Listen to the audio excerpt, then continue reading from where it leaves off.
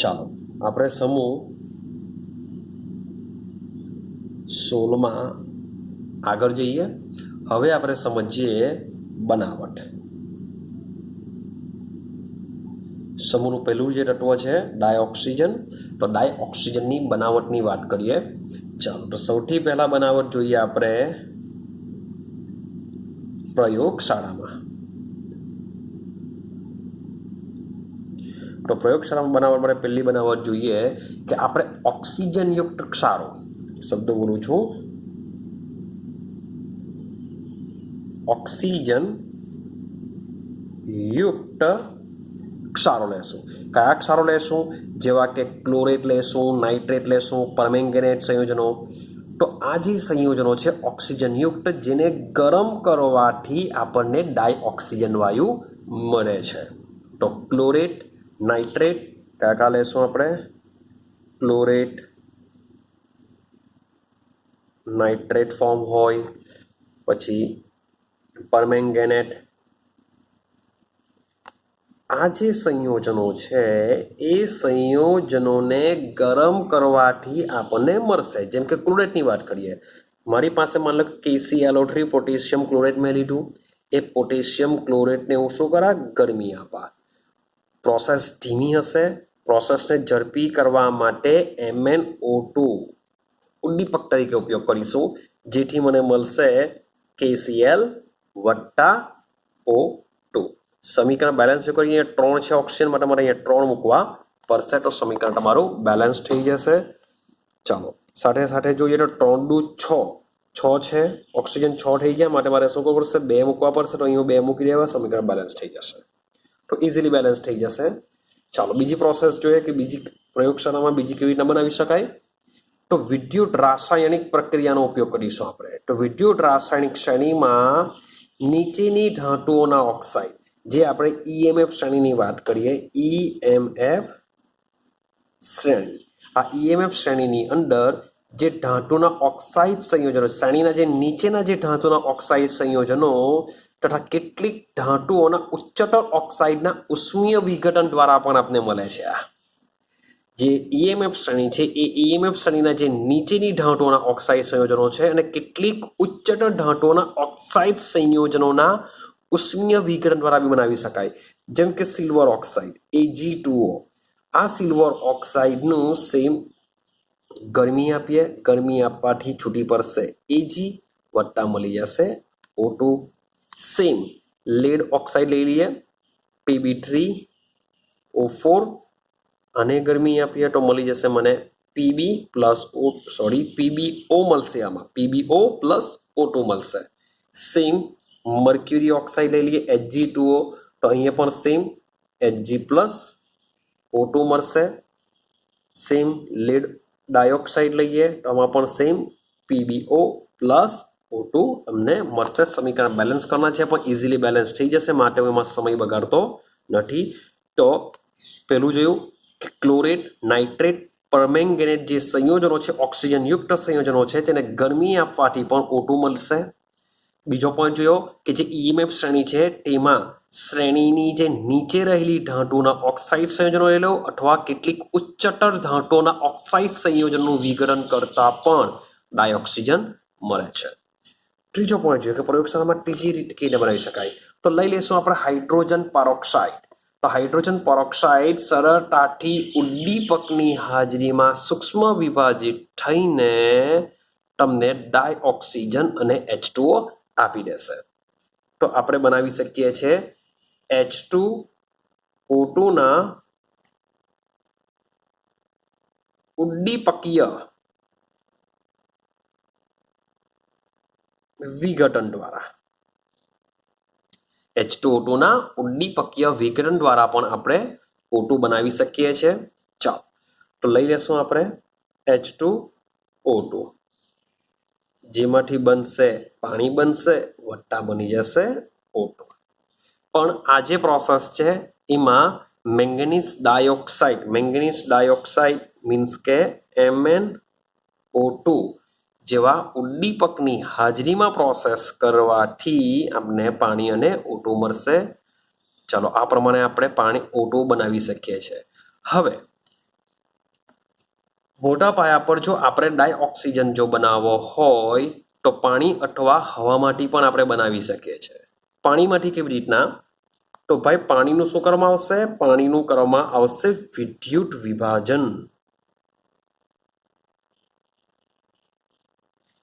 પાણીનું વિદ્યુત વિભાજન કરવાથી પણ શું મળશે? માની લો કે પાણીનું વિદ્યુત વિભાજન કરીએ આપણે, એનોડ કેથોડ. આ કેથોડ છે, આ એનોડ છે. આની સાથે શું કરીશું? બેટરી જોઈન્ટ કરી દેશું. આમાં પાણી લઈ લેશું, એસિડિક પાણી લેશું.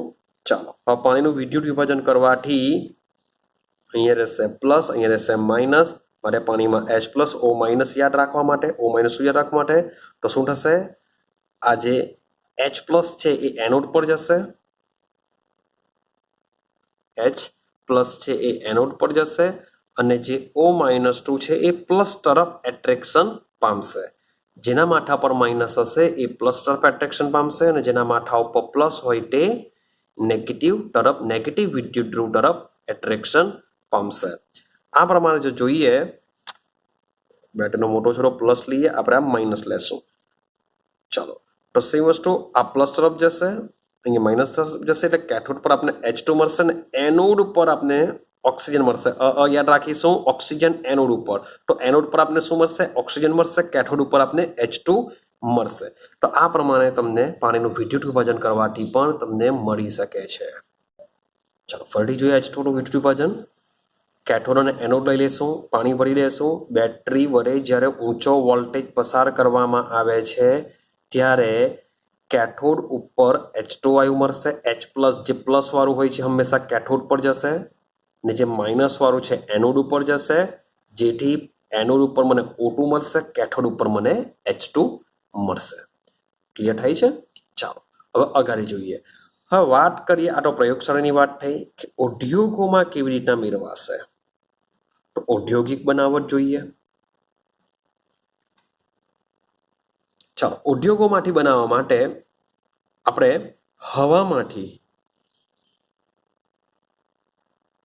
હવામાંથી સૌથી પહેલા કાર્બન ડાયોક્સાઇડ અને જે પાણીની વરાળ છે એ વરાળ સૌથી પહેલા દૂર કરવામાં આવે છે. એટલે કે ઉદ્યોગોમાં હવામાંથી ઓક્સિજન વાયુ મેળવવામાં આવે છે. તો હવામાંથી સૌથી પહેલા શું કરીશું? કાર્બન ડાયોક્સાઇડ અને પાણીની વરાળ દૂર કરવામાં આવે છે. દૂર કર્યા બાદ તેમાંથી શું મેળવવામાં આવે છે? O2 મેળવવામાં આવે છે. અને ત્યારબાદ બાકી રહેલા વાયુને પ્રવાહીમાં ફેરવીને વિભાગીય નિષેધન કરતા ડાયઓક્સિજન અને ડાયનાઇટ્રોજન વાયુ મળે છે. જે આપણે આગળ પણ જોઈને આવેલા છે N2 ની અંદર, કે ડાયનાઇટ્રોજન મેળવવા માટે બી આપણે શું કરવું પડશે? હવાનું પ્રવાહીકરણ કરીને મેળવી શકીએ છીએ. તો આ બે વાયુને દૂર કર્યા બાદ O2 અને N2 બંનેનું શું થશે? પ્રવાહીકરણ થશે, જેનું વાયુનું પ્રવાહીમાં ફેરવાશે, જેનું વિભાગીય નિષેધન દ્વારા તમને O2 અને N2 મળી જશે. પહેલા N2 મળશે, જેને દૂર કરવામાં આવે, પછી તમને O2 મળી જશે. ચાલો, તો સિમ્પલ બનાવટ છે. વાત કરીએ O2 ના ગુણધર્મોની. તો આઈડિયા હશે જ, ડાયઓક્સિજન દેખાતો નથી. આઈડિયા હશે જ આપણે, રંગવિહીન છે, કોઈ સ્મેલ નથી આવતી એની, વાંસ વિહીન વાયુ છે. ચાલો, હવે 293 કેલ્વિન મીન્સ કે રૂમ ટેમ્પરેચર જેટલું જો લઈ લઈએ તો 293 કેલ્વિન તાપમાને H2O માં તે શું કરે છે? દ્રાવ્ય થાય છે. તો જ જે જલીય વનસ્પતિઓ છે, જલીય પ્રાણીઓ છે તે જીવી શકે. જો H2O ની અંદર જો ઓક્સિજન દ્રાવ્ય થતો ન હોય તો જે જલીય જીવો છે, જલીય વનસ્પતિ છે તે જીવી શકતી નથી. પણ તેમ છતાં બી H2O ની અંદર તેની જે દ્રાવ્યતા હોય છે એ 100 સેન્ટીમીટર ક્યુબની અંદર 3.08 સેન્ટીમીટર ક્યુબ જેટલું હોય છે. એટલે કે ઓછો દ્રાવ્ય થતો હોય છે, જે સમુદ્ર અને જે જલીય જીવનની આવશ્યકતા છે એ માટે પૂરતી છે. હવે O2 ની વાત કરીએ. O2 વાયુ અવસ્થામાં હોય છે, જે આપણે N2 માં બી જોઈને આવેલા કે 90 કેલ્વિન જેટલા તાપમાને તેનું પ્રવાહીકરણ થાય છે, અને 55 કેલ્વિન તાપમાને તે સોલિડ બને છે, મીન્સ કે ઠારણ થાય છે તેનું. શું થશે? એનું ઠરી જશે, ઠારણ થશે. બીજી વાત કરીએ ગુણધર્મમાં, તો ઓક્સિજનના 3 સમસ્થાનિકો છે. આઇસોટોપ એના કેટલા છે? 3 આઇસોટોપ છે. કયા કયા આઇસોટોપ? તો ઓક્સિજન 16 યાદ હશે તમને, 17, 18. ઓક્સિજનના આઇસોટોપ છે, મીન્સ કે 3 એના સમસ્થાનિકો છે. ચાલો હવે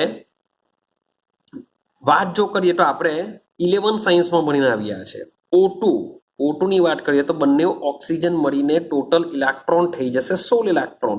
હવે 16 ઇલેક્ટ્રોન જો હોય તો એની જે આપણે જે ચિટાર દોરીએ છીએ એ ચિટાર મુજબ એનો જે ચુંબકીય ગુણધર્મ હોવો જોઈએ તે કેવો હોવો જોઈએ?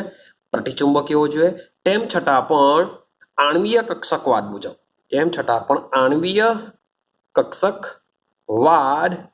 મુજબ O2 અણુ શું છે? અનુચુંબકીય છે. પણ કક્ષીયવાદ મુજબ જો વાત કરીએ, કક્ષીયવાદ મુજબ O2 અણુ પ્રતિચુંબકીય છે, પણ આણ્વીય કક્ષકવાદ મુજબ એ અનુચુંબકીય છે. તે પણ આપણે યાદ રાખવાનું છે. 11 સાયન્સમાં આ આવી જતું હોય છે. ચાલો હવે આગળની વાત કરીએ. આ જે ડાયઓક્સિજન છે, ડાયઓક્સિજન જે ઉમદા ધાતુઓ છે, જેમ કે AU છે, PT, આ જે ઉમદા ધાતુ છે અને નિષ્ક્રિય વાયુ, નિષ્ક્રિય મીન્સ કે સમૂહ આધાર, તો ઉમદા વાયુ અને ઉમદા ધાતુઓ મીન્સ કે AU, PT અને સમૂહ 18ના જે વાયુઓ છે એ સિવાયના તત્વો સિવાય મોટાભાગની બધી જ ધાતુઓ અને અધાતુઓ સાથે એ પ્રક્રિયા કરે છે. એટલે કે એના ઘણા બધા સંયોજનો હોય છે. અને આ જે પ્રક્રિયા હોય છે હંમેશા કેવી હોય છે? ઉષ્મા ક્ષેપક હોય છે. મીન્સ કે પ્રક્રિયા દરમિયાન શું થાય છે? ઉષ્મા ઉત્પન્ન થાય છે, જે પ્રક્રિયાને ટકાવી રાખવા માટે ખૂબ જ ઇમ્પોર્ટન્ટ હોય છે, કારણ કે પ્રોસેસ હોય છે ઉષ્મા ક્ષેપક. ચાલો આ પ્રક્રિયાને શરૂ થવા માટે કેટલીક બાહ્ય ગરમીની જરૂર પડતી હોય છે, કારણ કે ઓક્સિજન દ્વિબંધની વિયોજન એન્થાલ્પી હોય છે. મીન્સ કે માની લો કે મારે રિએક્શન કરવી હોય, કંઈ પણ વસ્તુ સળગાવવું હોય તો O2 ની હાજરી અનિવાર્ય છે. ઓક્સિજન બંધને તોડવા માટે બી આપણે શું કરવું પડશે? ઉર્જા આપવી પડશે. ને ઉર્જા હોય છે 493.4 કિલો જૂલ પ્રતિ મોલ જેટલી ઉષ્મા આપણે આપવી પડતી હોય છે. આઈડિયા આવે છે? ચાલો હવે થોડીક રિએક્શન જોઈએ તો ડાયઓક્સિજનની ધાતુઓ અને અધાતુઓ અને અન્ય સંયોજનો સાથે કેટલીક પ્રક્રિયા જો જોઈએ, બહુ સિમ્પલ છે. માન લો કે કેલ્શિયમ ધાતુ છે.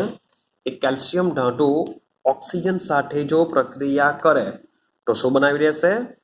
Calcium oxide. સમીકરણ બેલેન્સ કરવું નથી, ખૂબ જ સિમ્પલ હોય છે માટે. મતલબ કે એલ્યુમિનિયમ ધાતુ છે, આઈડિયા હશે જ.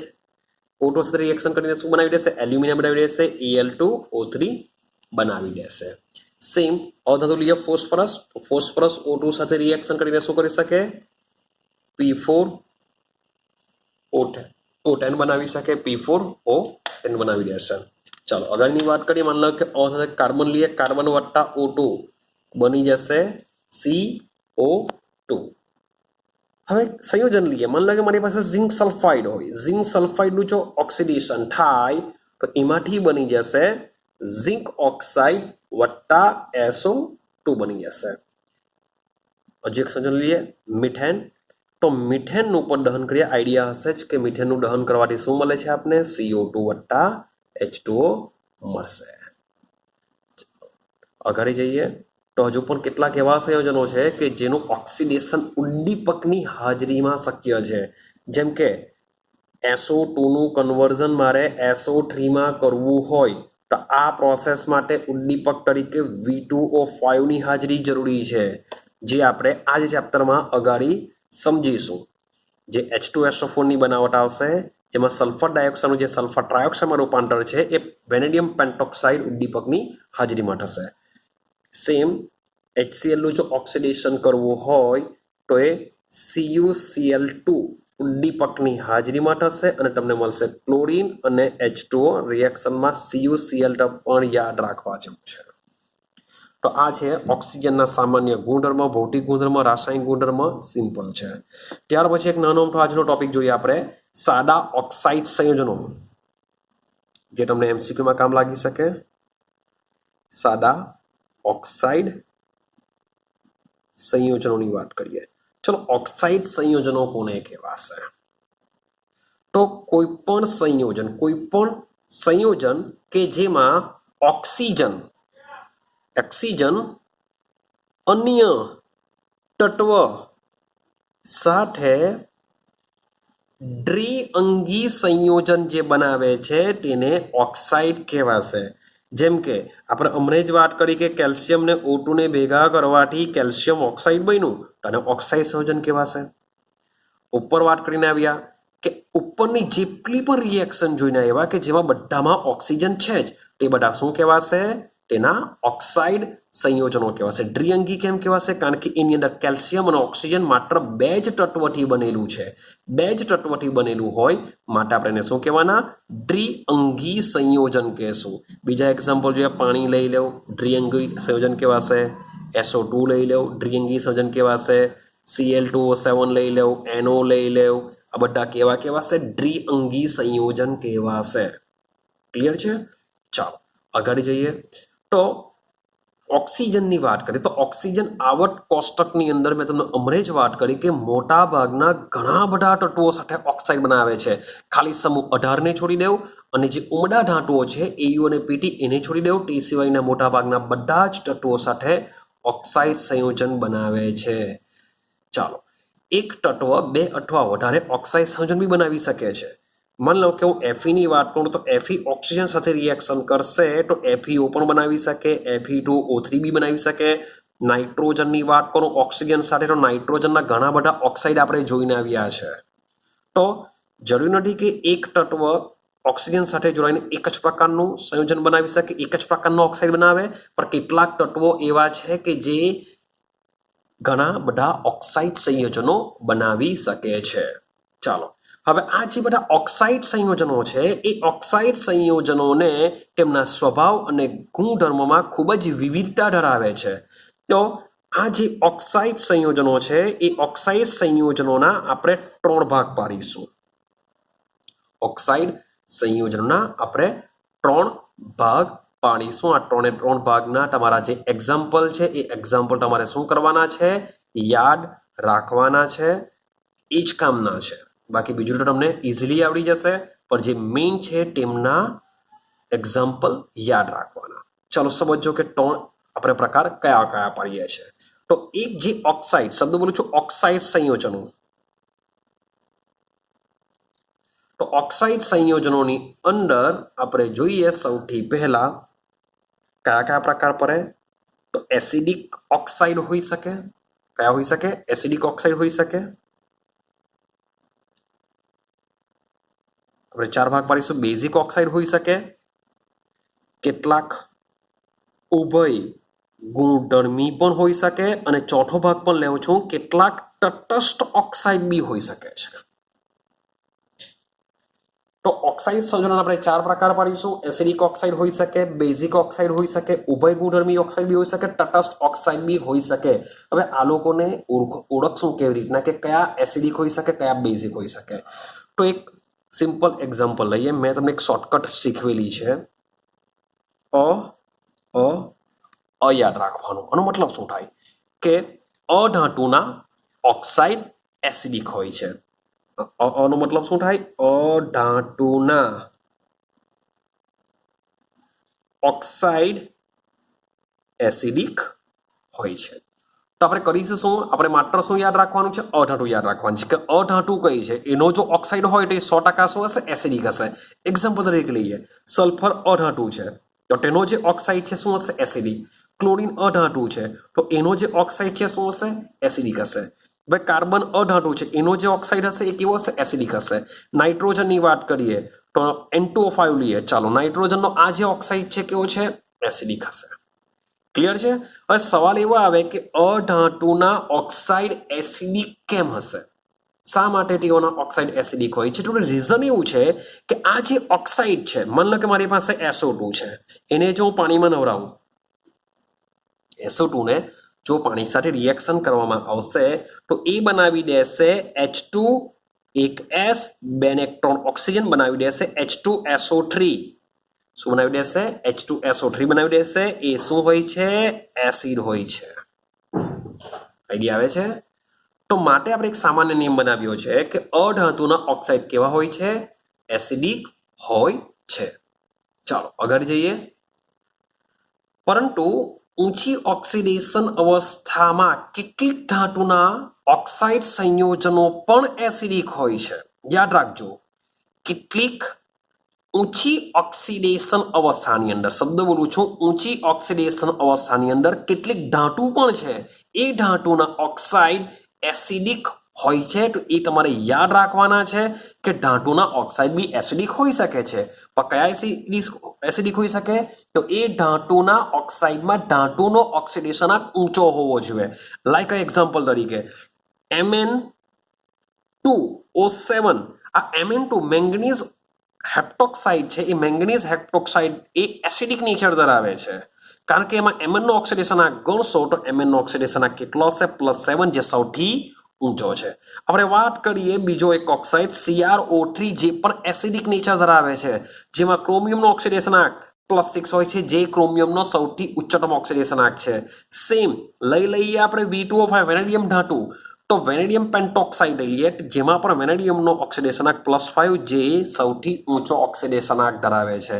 તો આ જે સંક્રાંતિ ધાતુઓ છે, એ સંક્રાંતિ ધાતુઓના જે ઓક્સાઇડ છે, એમાં સૌથી ઊંચી ઓક્સિડેશન અવસ્થા ધરાવતા ઓક્સાઇડ પણ કેવા હોય છે? એસિડિક સ્વભાવ ધરાવતા હોય છે. આઈડિયા આવે છે? ચાલો સેમ એ જ પ્રમાણે બેઝિક ઓક્સાઇડની વાત કરીએ. તો મેં તમને જેમ કીધું, એટલે કે અધાતુના ઓક્સાઇડ કેવા હોય છે? એસિડિક હોય છે. સેમ એ જ પ્રમાણે ધાતુના ઓક્સાઇડ કેવા હોય છે? બેઝિક હોય છે. ધાતુના ઓક્સાઇડ બેઝિક. ધાતુ તરીકે માની લો કે હું સમૂહ 1 સમૂહ 2 ની વાત કરીએ. સમૂહ 1 સમૂહ 2 ની વાત કરીએ. જ્યારે કે સમૂહ 1 માં લઈ લઈએ સોડિયમ, તો સોડિયમ બનાવશે Na2O બનાવશે. કેલ્શિયમ લઈ લેવું, મેગ્નેશિયમ લઈ લેવું, BaO લઈ લેવું. તો આ બધા જે ધાતુ છે, ધાતુના ઓક્સાઇડ શું હોય છે? બેઝિક હોય. તો પાછો ક્વેશ્ચન આવે, ભાઈ શા માટે બેઝિક છે? તો માની લઈએ, એક્ઝામ્પલ લઈએ, મારી પાસે કેલ્શિયમ ઓક્સાઇડ છે. કેલ્શિયમ ઓક્સાઇડને હું પાણીમાં નાખા તો શું ઉત્પન્ન થશે? કેલ્શિયમ હાઇડ્રોક્સાઇડ બનશે. કેલ્શિયમ હાઇડ્રોક્સાઇડ શું હોય છે? ભાઈ બેઝિક હોય છે. માટે જે ધાતુના ઓક્સાઇડ હોય છે, સ્વભાવે કેવા હોય છે? બેઝિક હોય છે. એટલા જ માટે ધાત્વિય ઓક્સાઇડ બેઝિક લઈએ છીએ આપણે. હવે ધાત્વિય ઓક્સાઇડની વાત કરું. ધાત્વિય ઓક્સાઇડ, કેટલાક ધાત્વિય ઓક્સાઇડ એવા પણ છે જે દ્વૈત વર્તણૂક ધરાવે છે. કેટલાક શબ્દ બોલું છું, ધાતુના ઓક્સાઇડ, કેટલીક ધાતુના ઓક્સાઇડ એવા છે એ દ્વૈત વર્તણૂક ધરાવે છે. એટલે કે આ જે દ્વૈત વર્તણૂકની અંદર એસિડ અને બેઝ બંનેના ગુણધર્મ ધરાવતા હોય છે, બંનેની લાક્ષણિકતા ધરાવતા હોય છે. માટે આવા ઓક્સાઇડ સંયોજનોને ઉભય ગુણધર્મી ઓક્સાઇડ કહેવામાં આવે છે, જે તેઓ એસિડ અને બેઝ બંને સાથે પ્રક્રિયા કરી શકે છે. જેમ કે એક્ઝામ્પલ તરીકે તમારે યાદ રાખવાનું છે Al2O3. Al2O3 જે એસિડ અને બેઝ બંને સાથે રિએક્શન કરે છે, જે આપણે 11 સાયન્સની અંદર પી વિભાગના તત્વોની અંદર એની રિએક્શન પણ જોઈને આવ્યા છે કે Al2O3 આ જે ધાતુનો ઓક્સાઇડ છે, જેને આપણે એલ્યુમિનિયા કહીએ છીએ, જે ઉભય ગુણધર્મી ઓક્સાઇડ છે, એસિડિક અને બેઝિક બંનેના ગુણધર્મ ધરાવે છે. એ એસિડ સાથે રિએક્શન કરે ત્યારે બેઝ તરીકે વર્તે, અને બેઝની સાથે પ્રક્રિયા કરે ત્યારે એસિડ સાથે રિએક્શન કરશે, જે રિએક્શન ઓલરેડી આપણે ભણીને આવ્યા છે, જેના માટે હું ઓલ ડિટેલમાં વાત કરતો નથી. હવે લાસ્ટ પોઈન્ટની વાત કરીએ, તટસ્થ શું છે. હવે કેટલાક ઓક્સાઇડ સંયોજનો એવા પણ હોય છે જે એસિડિક પણ નથી હોતા, બેઝિક પણ હોતા નથી. તો આવા ઓક્સાઇડ સંયોજનોને આપણે તટસ્થ ઓક્સાઇડ કહેશું. પાછળ રિપીટેશન કરું, એવા સંયોજનો કે જે એસિડ અને બેઝ બંનેના લક્ષણો ધરાવતા નથી, તો આવા ઓક્સાઇડને તટસ્થ ઓક્સાઇડ કહેવામાં આવે છે. આ તટસ્થ ઓક્સાઇડના એક્ઝામ્પલ તમારે યાદ રાખવાના છે. એક તો યાદ રાખવાનો છે CO યાદ રાખવાનો છે, એક યાદ રાખવાનો છે, એનો યાદ રાખવાનો છે ને એક યાદ રાખવાનો છે N2O. આ છે તટસ્થ ઓક્સાઇડ. તો આ જે સાદા ઓક્સાઇડનો જે કન્સેપ્ટ છે એ કન્સેપ્ટ બહુ સિમ્પલ છે, પરંતુ એના જે એક્ઝામ્પલ છે એ એક્ઝામ્પલ તમારે એઝ અ MCQ સ્વરૂપે as a JEE NEET level પર બી તમને કામ લાગી શકે. તો એના માટે તમારે પ્રિપેરેશન કરવું પડશે. તો ફરી પાછું રિપીટેશન કરું. સાદા ઓક્સાઇડ સંયોજનો કોને કહેવાશે? તો ઓક્સિજન જ્યારે કોઈ પણ તત્વ સાથે પ્રક્રિયા કરીને જે દ્વિઅંગી સંયોજન, કારણ કે આપણે અહીંયા લઈએ છીએ સાદા ઓક્સાઇડ સંયોજનો. હું સંકીર્ણ ઓક્સાઇડની વાત નથી કરતો, માત્ર વાત કરીએ છીએ સાદા ઓક્સાઇડ. તો સાદા ઓક્સાઇડ કોને કહેવાય? તો ઓક્સિજન જ્યારે કોઈ પણ તત્વ સાથે જોડાઈને દ્વિઅંગી સંયોજન જે બનાવે છે એને આપણે કહીશું સાદા ઓક્સાઇડ સંયોજનો. હવે એ જે સાદા ઓક્સાઇડ સંયોજનો છે, મોટે ભાગે ઓક્સિજન ખાલી બે ઉમદા ધાતુઓ AU અને PT સાથે સાથે સમૂહ 18ના જે નિષ્ક્રિય વાયુ છે એને છોડીને મોટે ભાગે બધા જ ધાતુઓ અધાતુઓ સાથે પ્રક્રિયા કરે છે. કેટલાક તત્વ એવા પણ છે જે ઓક્સિજન સાથે જોડાઈને એક કરતા વધારે ઓક્સાઇડ સંયોજનો બને છે. તો આવા જે ઓક્સાઇડ સંયોજનો છે, બધા જ ઓક્સાઇડ સંયોજનો આપણે વર્ગીકરણ 4 પ્રકારમાં કરીશું. પહેલા છે એસિડિક ઓક્સાઇડ, પછી બીજું લઈએ બેઝિક ઓક્સાઇડ, ત્રીજું લઈએ ઉભય ગુણધર્મી ઓક્સાઇડ, ચોથું લઈએ તટસ્થ ઓક્સાઇડ. તો જે એસિડિક ઓક્સાઇડ છે એના માટે મેં તમને શોર્ટ એન્ડ સિમ્પલ કીધું કે અધાતુના ઓક્સાઇડ એસિડિક હોય છે. અધાતુ સાથે જો ઓક્સાઇડ હોય તો એ એસિડિક હશે. કેમ એસિડિક હોય છે? તો આ જે અધાતુના ઓક્સાઇડને જો પાણીમાં નાખવામાં આવે તો એ એસિડ તરીકે ઉત્પન્ન થાય છે. પરંતુ યાદ રાખવાનું છે તમારે, કેટલીક ધાતુના ઓક્સાઇડ પણ એસિડિક લક્ષણ ધરાવી શકે છે. જેમ કે એ જે ધાતુના ઓક્સાઇડ હશે જેમાં ધાતુનો ઓક્સિડેશન આંક કેવો હશે? ખૂબ જ ઊંચો હશે. Mnના ઘણા ઓક્સિડેશન આંક છે જેમાં +7 કેવો છે? ખૂબ જ ઊંચો. Crના બી ઓક્સિડેશન આંક ઘણા બધા છે જેમાં +6 ખૂબ જ ઊંચો છે એનો. વેનેડિયમના બી ઘણા ઓક્સિડેશન આંક છે જેમાં +5 ઘણો ઊંચો છે. તો ધાતુના ઊંચા ઓક્સિડેશન આંક ધરાવતા જે ઓક્સાઇડ છે કેવા હોય છે? એસિડિક હોય છે. બેઝિકની વાત કરીએ તો ધાતુના ઓક્સાઇડ કેવા હોય છે? બેઝિક હોય છે. ચાલો, ઇઝી છે એમાં. કારણ કેમ બેઝિક હોય છે? કે ધાતુના ઓક્સાઇડને પાણીમાં નાખતા બેઝ ઉત્પન્ન કરે છે. સેમ કેટલીક ધાતુના, શબ્દ બોલું છું ધાતુના, તો કેટલીક ધાતુના ઓક્સાઇડ એસિડ અને બેઝ બંનેના ગુણધર્મ ધરાવે છે, જેને આપણે ઉભય ગુણધર્મી કહેશું. જેનામાં તમારે યાદ રાખવાનું છે Al2O3 નું એક્ઝામ્પલ, કે જે એસિડ અને બેઝ બંને સાથે પ્રક્રિયા કરે છે. જે રિએક્શન તમારે યાદ રાખવાની છે. સિમ્પલ છે, આપણે 11 સાયન્સમાં જોઈ લીધી છે. વાત કરીએ તટસ્થ ઓક્સાઇડ, તો એવા પણ ઓક્સાઇડ છે કે જે એસિડ અને બેઝ બંનેના ગુણધર્મ ધરાવતા નથી. તો આવા ઓક્સાઇડને આપણે તટસ્થ ઓક્સાઇડ કહેશું. જેમાં એક્ઝામ્પલમાં આવશે CO, NO, NO2. જે તમારે શું કરવાનું છે? આ યાદ રાખવાનું છે. Al2O3 ઉભય ગુણધર્મી છે, એને યાદ રાખવાનું છે. આ જે અધાતુના ઓક્સાઇડ યાદ રહી જશે, ધાતુના ઓક્સાઇડ બી યાદ રહી જશે, પણ આ જે ત્રણ છે એ ત્રણને યાદ રાખવું પડશે. કે કેટલીક કેટલીક ધાતુ કે જેના ઊંચી ઓક્સિડેશન આંક ધરાવે છે તેના ઓક્સાઇડ સંયોજનો પણ એસિડિક હોય છે. તો એક સીધો સિમ્પલ કન્સેપ્ટ છે સાદા ઓક્સાઇડ સંયોજનો, જે યાદ રાખવાનો છે. તો અહીંયા આપણે વિડીયો પૂરો કરીએ છીએ. કાલે આપણે હવે આપણે ઓક્સિજનના સંયોજનો વિશે ભણવાના. આપણે માત્ર ઓઝોન વિશે સમજીશું. પછી આ સમૂહનું જે બીજું તત્વ છે સલ્ફર, એ સલ્ફર પર જશું, સલ્ફરના અપરૂપો જશું અને સલ્ફરના સંયોજનો જેમ કે સલ્ફ્યુરિક એસિડની બનાવટ આપણે સમજીશું. બસ, તો 2-3 પોઈન્ટ બાકી છે. એ 2-3 પોઈન્ટ કમ્પ્લીટ કર્યા પછી આપણે જશું સમૂહ નંબર 17 ઉપર. ઓકે, ચાલો.